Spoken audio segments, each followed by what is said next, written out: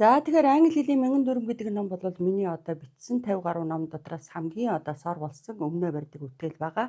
Англи хэлний дүрмээс юу ч орхиогүй ийм сайхан англи хэлний багш нарын ширээний ном болсон ном байдаг. За тэгэхээр энэ номыг худалдаж авсан бас авах гэж байгаа хүмүүстэй одоо бас тус тэм болох үднээс бид нар одоо дүрм болгоныг тайлбарлаж багцалж одоо тайлбарлаж өгч байгаа. За тэгэхээр өнөөдөр бүгдээрээ энэ мянган дүрм номныхоо одоо 10 дугаар хуудсан дээр uncountable nouns буюу эстолдог үйл үг гэдгийг нэр үг гэдгийг үзье л да. За тэгэхээр энэ англи хэлэнд бол үйл үгийг нэр үгийг бол дотор нь тоолдог ба эстолдог гэж хуваадаг.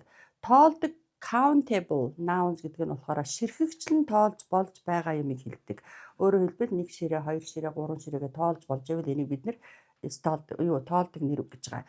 Гэтэл ширхэгчлэн тоолж болдоггүй хэмжээг нь ямар нэгэн багцаалагч үг ч юм уу эсвэл өөрийг нь багтааж байгаа сав одоо нэг уут гурил гэдэг ч юм уу нэг аяг кофе гэх мэтээр ярьж байгаа үгнүүд эсвэл одоо тодорхой хэмжигдэхүүний нэг чиргэлж ярьдаг үгнүүд байдаг шүү дээ. Одоо 2 кг мах 4 м торго гэх мэтээр ярьж байгаа үгнүүдийг бид нэр үндсэндээ эстолдог үг гэж хэлж байгаа. За ерөнхийдөө бол эстолдог үг шүү наадах чинь гэж хэлчих юм бол нэг дүгээрт олон тоон дээр хувиргаж болохгүй. Жишээ нь цай tea гэдгийг teas гэж s үсгийг залгаж олон тоон дээр хувиргаж болохгүй. За энийг хатуу сарна. Хоёр дугаарт урт талд нь нэг гэдэг утгатай нөгөө n гэдэг ялгамж хэлж болохгүй. Өөрөөр хэлбэл одоо juice гэдэр гэж ярьж болохгүй байна шүү дээ. Харин одоо өөрийг нь багтааж байгаа сав эдрийг бол тоолж болдог учраас a cup of coffee 2 аях кофе гэвэл 2 cups of кофе гэх мэтээр ярина гэсэн үг байна шүү дээ. За тэгэхээр эстолдог үгэнд одоо ямар үгнүүд хамаарагддаг вэ гэхээр одоо янз бүрийн хэлбэр хэмжээтэйгээр хувааж болдог одоо цул болон цуцгар бүтцтэй гол төлөв хоол хүнсний одоо нэрүүд ороод ирдэг. Энэ маань бол одоо жишээ нь sausage, ham, meat, мах, cheese, бяцлаг гэх мэтээр. За мөн шингэн зүйлс орж ирнэ тийм ээ. Одоо water, ус гэх мэтээр. За тэгээд дээр нь болохоор маш их жиржигсэн олон ширхэгтэй юмсууд бас ороод ирдэг. Энэ маань болохоор одоо ус тийм үү hair за цагаан будаа rice гэх мэт үгнүүдийг эстолдог үгэнд орно гэж ойлгох хэрэгтэй. За дээр нь болохоор энэ маань болохоор янз бүрийн хэлбэр хэмжээтэй байдаг бүлэг юмсыг нэгтгэж байгаа ерөнхий нэрийг эстолно. Өөрөөр хэлбэл furniture тавилга гэдэг үг байдаг. Энийг бол эстолно. Тэгээ нэг тавилга, хоёр тавилга гэдэр гэж тоолж болохгүй. Монгол хэлэн дээр бол бид нар хоёр тавилга гэдэр гээд яриад ээж болдог. Гэтэл furnitures гэж нэгдүгээр олон таан дээр хувирж болохгүй. Тэгээ нэг тавилга гэж хэлхийн тулд урт талд нь нэг ширхэг гэдэг үгийг оруулж өгдөг. A piece of ов гэдэг үг төрийг заавал хэрэглэе шүү манайхаа.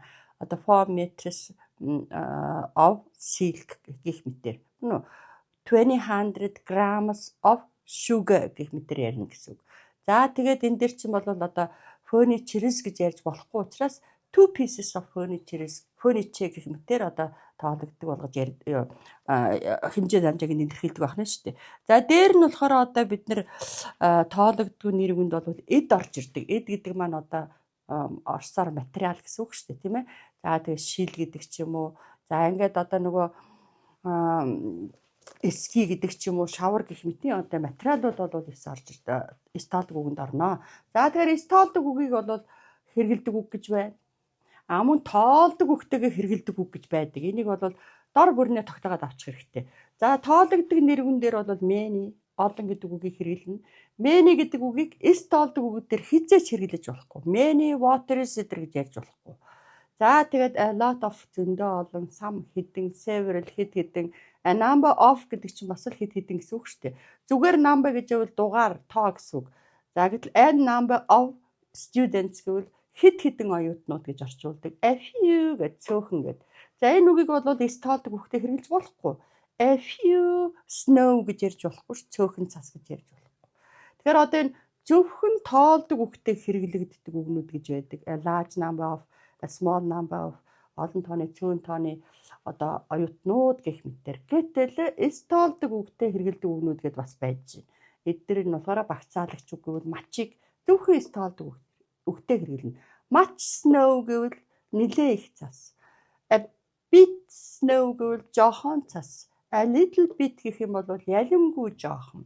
A large amount of investment гэвэл их хэмжээний хөрөнгө оруулалт, a small amount of одоо нийлт гэвэл одоо бага хэмжээний сүү гэх мэтээр хэрэгэлдэг байх нь шүү дээ.